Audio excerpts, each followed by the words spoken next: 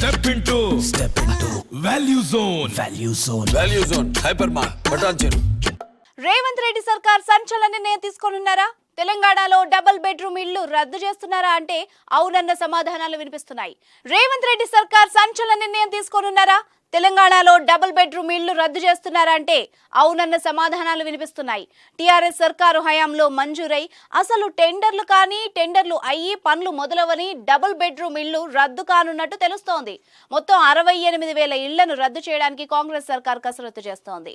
వాటి స్థానంలో ఇందిరమ్మ ఇల్లు పథకం అమలు చేయాలని కాంగ్రెస్ సర్కార్ భావిస్తోంది.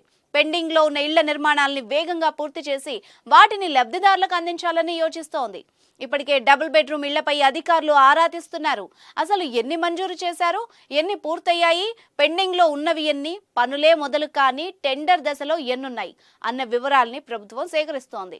2016లో తెలంగాణ ప్రభుత్వం డబుల్ బెడ్రూమ్ స్కీమ్ తీసుకొచ్చి గూడు లేని నిరుపేదలు లేకుండా చేస్తామని చెప్పింది.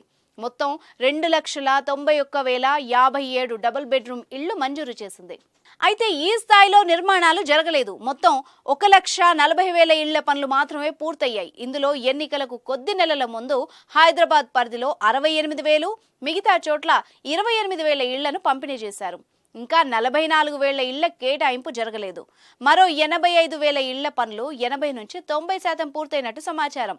వీటన్నింటినీ వేగంగా పూర్తి చేసి లబ్ధిదారులకు అందించాలని ప్రభుత్వం నిర్ణయించినట్టు తెలుస్తోంది.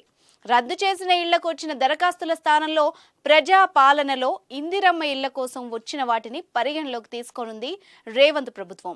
ఇక డబుల్ బెడ్రూమ్ ఇళ్లు దక్కని వారు ఇందిరమ్మ ఇళ్లకు దరఖాస్తు చేసుకున్న నేపథ్యంలో ఇక ప్రారంభం కానీ డబుల్ బెడ్రూమ్ ఇళ్ల రద్దులో ఇబ్బంది కానీ సమస్యలు కానీ ఉండవని సర్కార్ భావిస్తోంది.